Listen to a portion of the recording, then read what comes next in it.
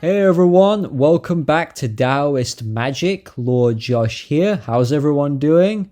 Thanks a lot for checking out my very in-depth and detailed presentation on Taoist astrology and the 12 animals. It is much appreciated.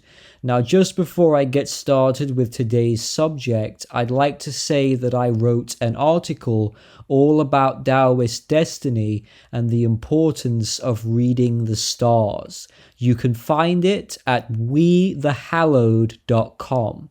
In that article, I go into detail about my own history with deciphering omens, looking for nature's signs. I wrote about Zhuge Liang, the 7 stars, and the 3 different fates of Taoism: man, earth, and heaven. I know some of you will be very familiar with these topics since it's a regular subject of the channel, but there's some information on We the Hallowed that I haven't shared before. Big thanks to my friend Keats, who is Pragmagic, for giving me the platform. I already have other ideas for future articles as well, not necessarily magic related. I might do some poetry, or some articles on Chinese history, or some Lamat symbolism. I'll let you know about that in the future. In today's video, I want this one to be practical and immediately helpful. In the past, I've covered some very wild spells like invisibility, walking through walls, telekinesis, levitation, teleportation. Those lessons always went down very well, but times have indeed changed. When I made those videos, the global situation wasn't anywhere near as chaotic or as negative as it is today. The economy has suffered as a result of the virus, and lots of people are out of work. I feel like this is the right time for us to explore some of the Taoist money spells, which may prove useful to people in these troubling times. I already did a lengthy introductory presentation on Taoist wealth magic. Please see that video if you haven't. That one covers the history and the theory of the magic.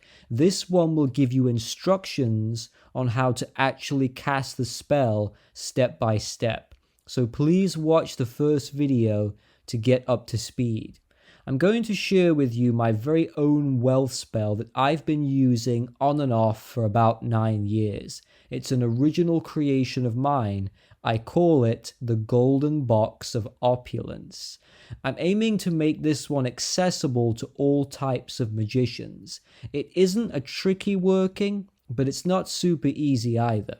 In the Western world, the animal of the rat is viewed as an unwanted pest. In Chinese culture, the rat is symbolic of wealth and abundance due to its high reproduction rates. The rat, of course, is a part of the 12 animals of the Chinese zodiac system. In order for you to get the most out of Taoist magic, it will benefit you to apply the astrological concepts to your workings. You will need to practice this spell on the day of the rat, which is Thursday. Perform the working during the rat's time span, which is 11 p.m. to 1 a.m. Before the working can be performed, the magician may choose to invoke the Chinese god of wealth and prosperity, Kai Shen. Although this is not essential, it certainly adds to the overall end result.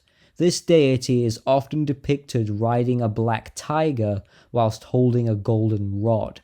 People always pray to him during the Chinese New Year celebrations.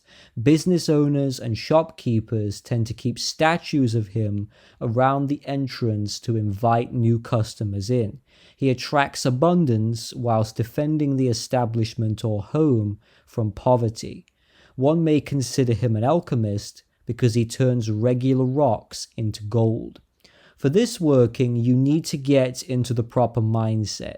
You cannot approach this with a poor perspective. In other words, don't do this ritual begging and pleading and groveling for money. Even if you are broke, don't allow a downtrodden mindset to sabotage the working. Rituals that are practiced in a desperate and pessimistic perspective tend to fail more often than they work. Have the belief that wealth is transient. that being rich or poor is a state of being that changes with time. No matter how rich or how poor you are, money comes and it goes. It changes hands. You earn it, you spend it, you lose it. Life is an ongoing struggle of auspicious and inauspicious fortune. Those who believe they have made it now face the challenge of keeping it. Many kings and queens of history were born into wealth only for heaven, the stars, to rule against them and crush their dynasties. Always show immense gratitude for what you get from wealth magic, but at the same time, always desire and hunger for more. Ambition goes a long way with spells like this. When you practice this spell, one of the most important aspects of it is the way that you present yourself, physically speaking. Now that we have the mindset sorted, we need to match the mindset with the body. It is highly recommended that you dress in your best. What do I mean when I say best? Do I mean most elaborate robes? Not necessarily. It certainly helps to wear robes like the ones I'm wearing here, but it isn't required. When I say best, I mean dress in your finest clothes, your best suit, your nicest dress. If you don't have Taoist robes, don't worry. Dress like you are going to a really expensive restaurant for a high-class dinner. Put effort into your appearance and make yourself presentable. You're not doing it for anyone else, you're doing it for yourself. Always have a shower before you start the working. Clean yourself up, have a shave, and make a whole evening out of this ritual. This isn't just another magical working. Treat it like an event. If you have jewelry, wear your best rings, your most expensive watch. I wear either my silver or gold Rolex when I practice this, and I even wear my most expensive cologne. It's all about the law of attraction. The more energy you put into this, the more you'll get out. The good thing about this ritual, it only needs to be practiced once a year. So only once, remember that. It's best to do this during the Chinese New Year. That's when you will maximize the effect of the spell, but it still works, although to a lesser extent at other times. Keep a log of when you perform the spell, so that way you know how long it's been. Don't cast the spell twice in 1 year. If you bite the hand that feeds you by being overly greedy, you won't get anything. Gratitude invites wealth rapidly. Now, time for the ingredients. For this spell, you will need the following. Write this down. A square-shaped golden-colored box, roughly 11 inches tall and 11 inches wide. The box should be made of wood but painted gold. Wood is one of the 5 elements of Wu Xing, and it represents growth. You need to paint the symbolism of the Taiji, the yin and the yang on top of the box. Pay very close attention to my words. Yin needs to be black, yang needs to be gold, not white. Surround the box with 4 candles. Each one represents one of the 4 celestial animals of Feng Shui. Place a white candle in the west for the white tiger. Place a red candle in the south for the red vermilion bird. Place a black candle in the north for the black tortoise, also known as the dark warrior. Then finally a green or blue candle for the green dragon of the east. You'll also need some incense burning whilst you practice this spell. Taoists use good old trusty sage. Inside the box, you will need the following things. They must be placed inside the box in this order. 9 Feng Shui coins tied with gold ribbons. The coin has a yin and yang side. Place the coin on its yang side. This is the side that shows the 4 Chinese characters like this. Now place 9 real-world currency coins. Any currency is fine. Just one important thing regarding the coins, make sure they are all in good condition. Feng Shui wealth attraction is centered around cleanliness, and anything that looks worn out or tired should either be restored or replaced. This goes for every item in the box. If it goes in, make sure it looks presentable. Next up, one citrine crystal, one piece of green jade, an image or a drawing of an extremely wealthy royal figure, a king, queen, emperor, or an aristocrat. Print an image off of a royal historical figure that did not lose his or her fortune. You need to use the image of someone who has consistently stayed rich for their entire life. So good research needs to be done first to establish the right person to use. I've used various Chinese emperors over the years. Earlier this year, I put a drawing of Emperor Taizong of the Tang Dynasty in my box, widely regarded as one of China's greatest rulers, and so far so good for me, it seems to be working. Next up, now onto some plants and herbs. A piece of lavender, when you place it in the box, say out loud, "The green dragon gives me abundance," followed by a piece of goldenrod, said out loud, "The red vermilion bird grants me luxury." Then a piece of golden seal with the words, "The dark tortoise sends me splendor." And then a piece of honeysuckle accompanied by the words, "The white tiger gives me riches for eternity." You have to say everything out loud, and you have to mean it and believe it. There's no point going through the motions if it doesn't mean anything to you. That goes for all forms of magic. After this, you should take a small swatch of gold-colored silk and a small swatch of purple silk. Tie them together while saying this incantation. Gold and purple become as one.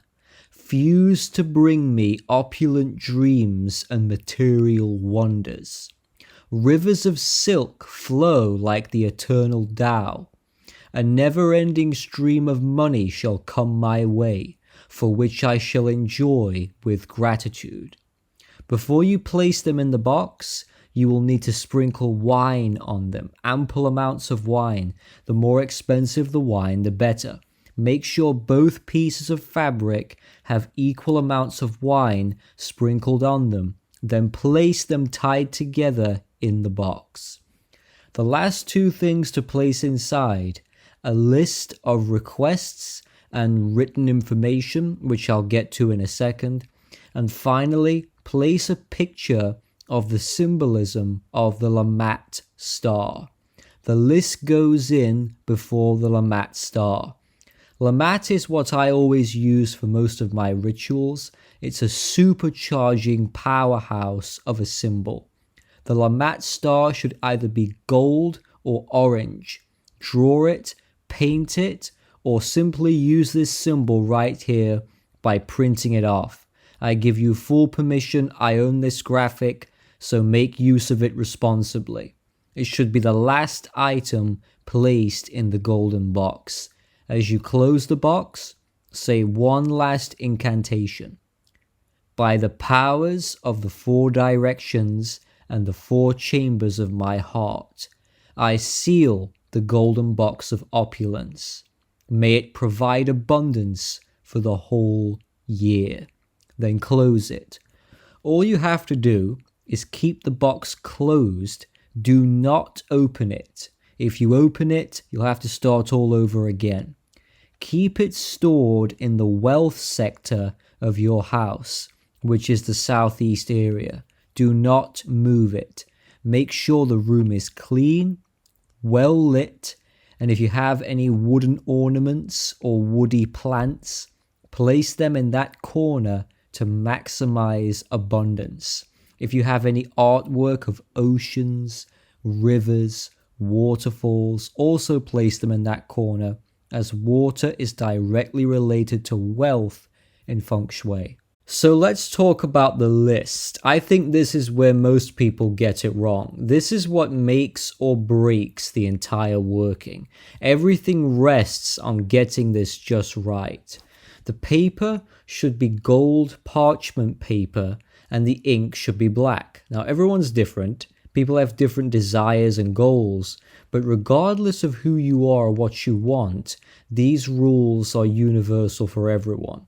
When you write, always have good intentions and do not have any desires to harm others. Always start the paper off by identifying yourself, your full name. The theory is, if you ask for money but don't leave your full name, other spirits, hungry ghosts as they are known in Taoism and in China, will come along and steal your money and take it for themselves because there's no identity linked to the money. By writing your name, the energetic link has been established directly to you.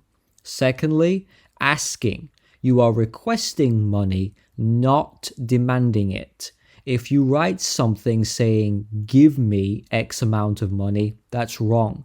You should write, I request X amount of money. Then request in detail exactly how much money you want to receive and why you want it. Don't give any vague information.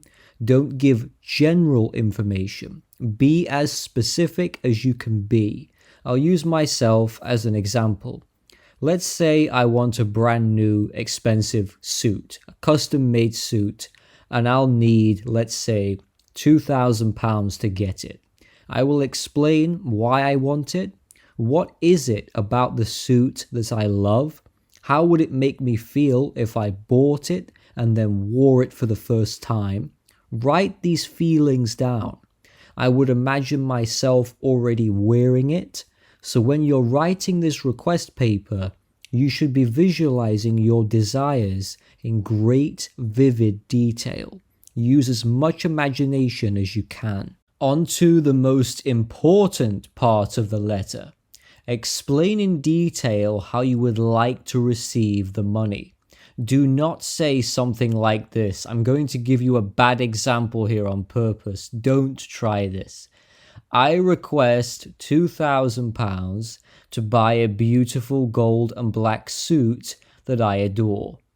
Sounds innocent enough, right? Here's where it often goes horribly wrong.